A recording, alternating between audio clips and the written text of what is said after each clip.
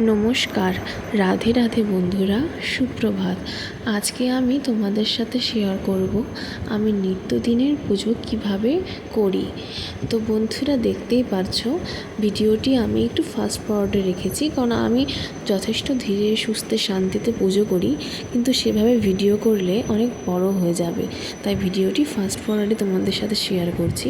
তো ঘুম থেকে উঠিয়ে গোপালকে আদর করে আমি স্নান করাতে লেগে গেলাম। তো আমি অষ্টদল পদ্ম এঁকে নিয়েছি পাত্রে, তারপর মধু দিয়ে স্নান করিয়ে নিচ্ছি। আমি কখনো ঘি, কখনো মধু, তো কখনো অষ্টগন্ধা চন্দন দিয়ে তাকে স্নান করাই। তো যাই হোক, আমি কিন্তু রোজ ফুল, তারপর বেলপাতা, তুলসী পাতা পাই না, এগুলো আমাকে বাইরের থেকে আনতে হয়। এখানে তো বেলে মাটি আর কোয়ার্টারে এত জায়গা কম যে আমি গাছ লাগানোরও জায়গা নেই। আর তুলসী গাছ লাগালে পরেও বাদর যে আছে আমাদের এখানে প্রচণ্ড উৎপাত, তারা উপরে ফেলে দেয়। অনেকবার চেষ্টা করেছি, ঘরেও থাকে না, এখানকার ওয়েদারটা এরকম। তো যাই হোক, দেখতে পারছো আমার ছোট্ট সোনাকে আমি স্নানাভিষেক করিয়ে নিলাম। এরপর তাকে মুছে দিয়ে সজ্জায় সাজিয়ে দিচ্ছি। আমার তো গোপাল সেবা করতে খুবই ভালো লাগে।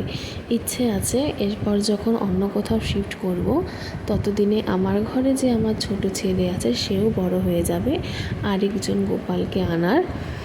এবং তিনি না চাইলে তো আমি তাকে আনতে পারি না, না সব কিছুই তো তারই ইচ্ছায় হয় বলুন। তো দেখো, আমি কি সুন্দর নীল রঙের একটি পোশাক এবং তার সাথে ম্যাচ করে তাকে জুয়েলারিও পরিয়ে দিচ্ছি। আমার তো খুবই ভালো লাগে তার জন্য যে কোনো জিনিস কেনাকাটা করতে। আমি সব সময় এটা নয় সেটা কিছু না কিছু কেনাকাটা করতেই থাকি গোপালের জন্য, একবারও ভাবি না, কারণ আমার এত ভালো লাগে এটা করতে, আমি কি বলবো। তো যাই হোক, আমি বাকি দেবদেবীদেরও স্নান করিয়ে নিলাম। এরপর দক্ষিণেশ্বর থেকে আমার মাসি আমার জন্য মা তারার চরণ এনেছিলেন, তো সেটাকেও আমার কাছে জানো এভাবেই অনেক দেবদেবী নিজের থেকে চলে এসেছে বলতে পারো। এই যে শিবলিঙ্গটা, আমার শাশুড়ি মা এসে বলছে তোমার ঘরে সব, কিন্তু শিব ঠাকুর নেই, তো উনি বলাতেই শিব ঠাকুর এসেছে আমার ঘরে। তারপর জগন্নাথ দেবের যে ফটোটা দেখতে পারছো, এটিও পুরী থেকে আমাকে আমার ছোটো মাসি এনে দিয়েছিল। তো বলতে পারো যে নিজে থেকেই এনারা আমার কাছে এসে আমাকে সৌভাগ্য প্রদান করেছেন। আর দুদিন আগে আমি যে রাধা মাধবের ফটোটা দেখছো, সেটি ইস্কন থেকে গিয়ে নিয়ে এসেছি। আর এই পঞ্চতত্ত্বে আমার যে কি ভালো লাগে এই সময়টা, যতক্ষণ আমি ঠাকুরের পাশে বসে থাকি সিংহাসনে, আমার ততক্ষণ খুবই ভালো লাগে। তার উপর আজ ফুলও পেয়েছি অনেক, মন মতো করে আজ আমি ফুল দিয়ে সাজিয়েছি সিংহাসনটা। জানো তো, আমি ফুল দিয়ে রোজ পুজো দিতে পারি না, তাই সুযোগ পেলে ছাড়ি না, যত পারি ফুল দিয়ে মনের আনন্দে সাজাই। আর আমার দ্বারা না বাসি ফুল দিয়ে পুজো হয় না। তো যাই হোক, দেখতে পারছো এবার কর্পূর জ্বালিয়ে দিলাম। আর আমার ফেভারিট পার্ট আরতি। তোমরা আরতি দেখতে থাকো, কি সুন্দর লাগে না এই সময়টা যখন আমরা মন দিয়ে কৃষ্ণ নাম নিতে নিতে আরতি করি। তো আমি ধূপ, দীপ,